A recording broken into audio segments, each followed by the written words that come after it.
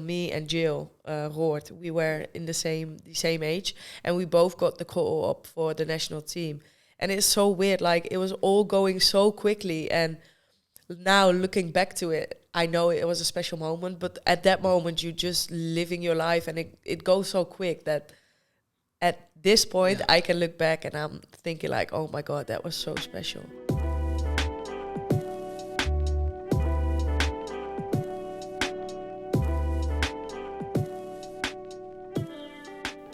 So welcome to Sphera Cast. I'm your host Christian, and today we're here with a footballer by day and a DJ by night, Danique Kerkdijk. Welcome. How are you doing? I'm good. Thank you very much.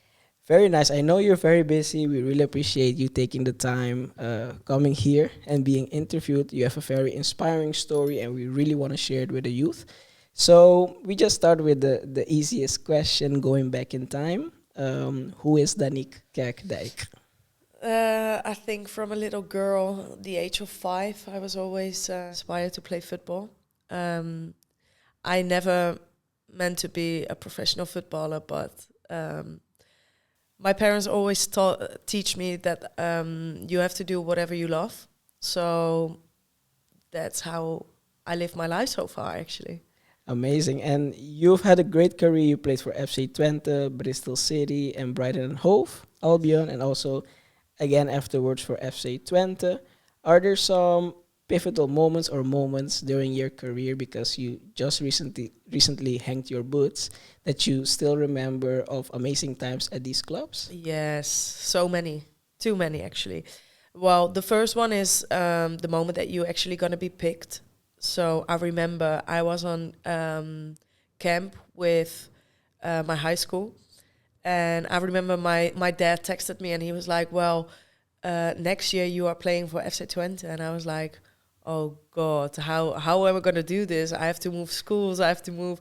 It was not like a big thing. It was all going fluently. But on that age, the only thing I wanted to do was playing football. And the opportunity given that I can actually manage to go to school and afterwards going to play football on the academy, that was great for me. That was all I wanted. But yeah, at the end of the day, I was gonna enjoy football more than school. So school was not going really well, but like I said, my parents always teach me I had to do whatever I loved, and it went well. Good decision, of course, what you made, because then you moved to the UK. You played for 2 clubs there. How was the transition from playing in the Netherlands to moving then to the UK? Yeah, I remember I struggled for I think 6 months, because you have to move houses. You don't know the country, you don't know the girls. My English at that time wasn't that good. I had to manage myself to finding my way around in a different country, different culture. And like I said, after 6 months, I remember going home for Christmas and coming back to the UK. That was the moment that I felt like, all right, I have finding my way over here, and I'm feeling more home right now. And then I remember Brighton was already coming that summer, but I felt like it was too soon because, like I said, I needed 6 months to felt like home, and then making a step, even if it was in the same country, it felt a bit weird. So I was glad that a club like Brighton came for me so soon, because I was only in the UK for a year. But then I said I will think about it, and at that moment I was thankful, but I said it's too soon for me. And then after 2 seasons at Bristol City, they came back straight away. They came back in Christmas time, and they said, we want you for next season. And I remember I had a phone call with Hope Powell, the trainer, the manager at that time. She was really, really open, and she said, I think there's so much for you to improve on. And I agreed with her, because I moved from Twente to Bristol, and it was people said, is it a step forward? But for me it was, because playing for FC Twente is great because you have the ball most of the time. Yeah. So you are very, very attacking. And I remember coming into the national team as well. I remember defensively, I had so much to learn. So that was for me, going to a Bristol City, a bottom club in the UK. playing against the best strikers in the world. That was for me the opportunity to develop my defending skills. So yeah, going into Brighton at that time, I remember that Hope was like, you definitely have so much to learn. And I'm great that I make that step because she teach me so much about defending, like how my position, and of course, like on the ball, that was my strength, the passing. I had always my eyes looking forward. So yeah, I knew that the thing I had to work on was like defensive wise, and I'm glad I made that step, and she teach me. Great that whenever Brighton and Hove came already, that you still needed to settle. Yes. And you wanted to, of course, adjust to how the life is in the UK. Yeah. And then you developed there. Then Brighton and Hove came after 2 years, and then boom, you were straight away at Brighton. But at the same time, you also represented the national team of the Netherlands. I did. Yeah. So I really want you to take us back to your debut with the Yeah, Netherlands. it was 2015, I think. And I remember there were like so many big names like Danique Kerkdijk, and I remember looking up to these girls because for me, in my head, it was never an option to represent my country. And then I remember we were playing the Champions League against Paris Saint-Germain with Twente, and we got the call up. So me and Jill Roord, we were in the same age, and we both got the call up for the national team. And it's so weird, like it was all going so quickly. And now looking back to it, I know it was a special moment, but at that moment you just living your life, and it goes so quick that at this point I can look back and I'm thinking like, oh my God, that was so special. I mean, these are things in life, right? That things go so quickly that you don't even have the chance to really sit down and really enjoy the moment. Exactly. But then when you look back, you can see like, wow, I did something great there. And then now at the age of 28, you've decided to hang up your boots.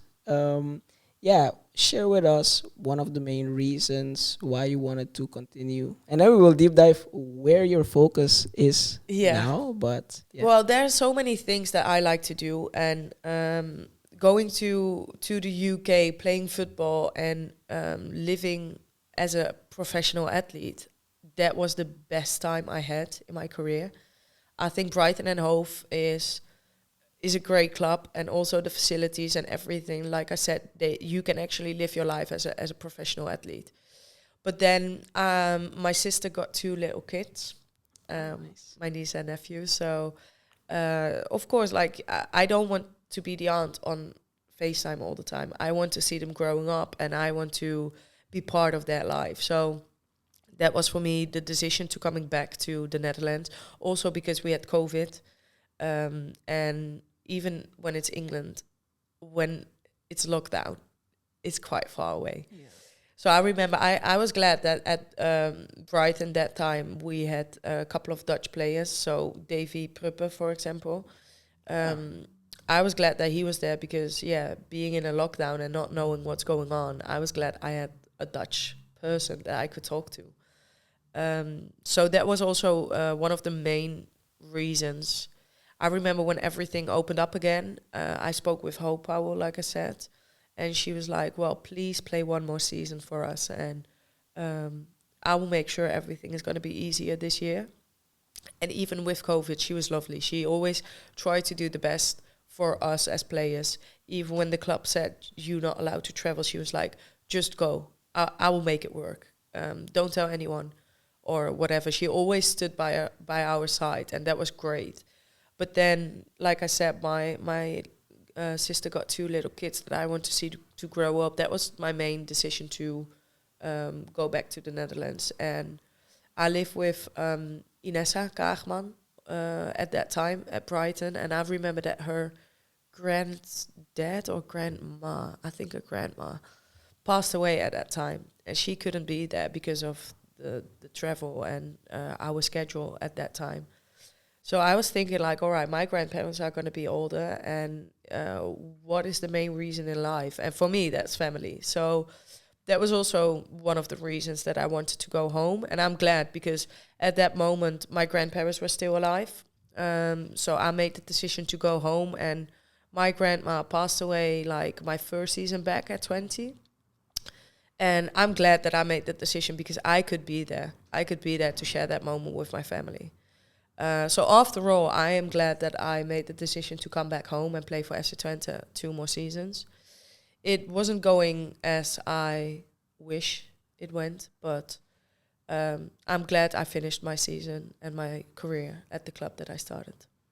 And that's, the motivation behind it has been family, moving back to the Netherlands.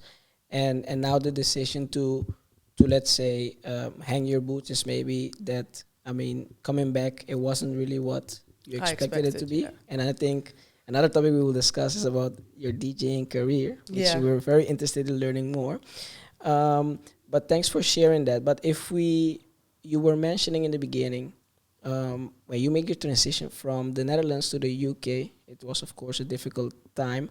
How did you stay motivated, though? What was, your mindset? Well, I think it was football, because that was the main reason I moved to the UK, and that is what I love to do. And even when I was struggling to finding my way around the country and the culture, I think that, that was the main reason I was coming there, and I find my joy out of it. So that was the main reason that it kept me going.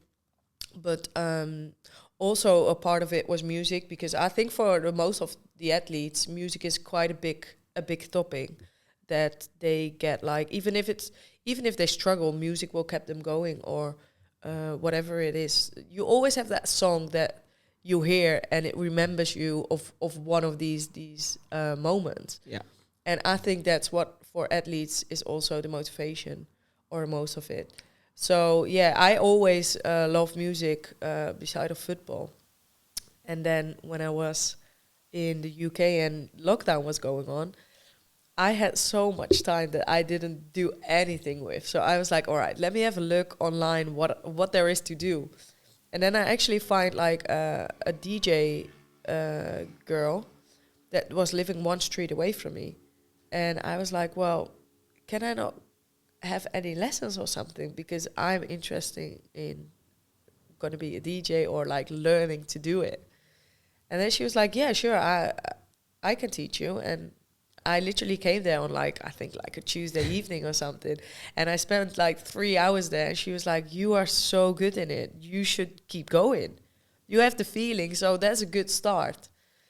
So that's how it actually went. And then after that, I came there like once a week for lessons. And when I came back in the Netherlands, people actually asked me like, oh, can we book you as a DJ on my party? And I was like, I don't know. Well, yeah, maybe. I enjoy it to do. And if you want me to book, yeah, sure, why not? So that's actually how it started, because I liked it, doing it. It was never for me. I never started to actually getting paid for what I do. I just did it because I loved it. That's great to hear. And like you said, the connection or the love for music that you already had, connecting that to you trying, or because you had time to start to learn how to DJ, and then learning that you're actually good, but at the same time also influenced by your dad at one point, because he's also close to music as well. Well, my dad always had, like, when I was a kid, he always had like these old music stuff that he didn't do anything with. So I was like, well, can you not make me this like a table? So he put it into a table, and I literally it didn't work, but I was there putting a CD in the player, and I was like acting like I was playing this music. And I loved it. I don't know. I think it's a little bit similar to playing football. Like if your team scores a goal, everybody celebrate. But it's also when this one song is coming up at a festival or like in the club, everybody's celebrating. It's just that feeling that I love to give people, but also enjoy it myself. So nice. But with the demands of football at the time at Brighton and Hove, how did you combine? Well, at Brighton, I just did it as like a hobby, kind of, because I was so too busy to do anything with it. But then once coming back in the Netherlands, that's actually when people started asking me like, are you also doing gigs? And I was like, oh, I don't know, maybe. So that's how I just rolled into it, actually. So nice. And if you look at the festivals, right, or the future of your DJing career, what are festivals that you would like to play at? I don't know. I'm just looking at like Team Rush Hour, for example. Okay. The music that they play, I love it. But also, yeah, they are on like the biggest festival. You have like Bevrijdingsfestival, for example, in the Netherlands, or like King's Day. Yeah, one of these festivals. That would be great if I can be there one day. You will be there one day. And so, I mean, after here, you have to also go play, right? So Yeah. that's so cool. And then, of course, because, okay, the youth sees you also as a role model, having this amazing football career, but also deep diving in your interests and hobbies, which is then playing and becoming a DJ. Which advice would you give to the younger generation for them to also, let's say, I mean, you focus as a professional to be professional football player, but there are other things outside of football that are also important. You're not only a football player, you're also a human, right? So which advice would you give to the youth? I would say that everybody have to do whatever they love to do. And like you said, like beside of football, you're also a human. So find like things that you love to do, but also try to go out of your box and see what else is there. Just gonna explore and don't focus you on only one thing. And don't be scared of trying as well. Exactly, because in the beginning, you weren't, I mean, you had talent with a DJ, was it playing with the set as well, but sometimes we think that we have to be already professional when we start, right? No, just start something you love and try to become better. And I think that's great for the youth to try and learn and always be open for new things. So cool. And most valuable lesson that you've learned through your football career that you still take today in your DJing career?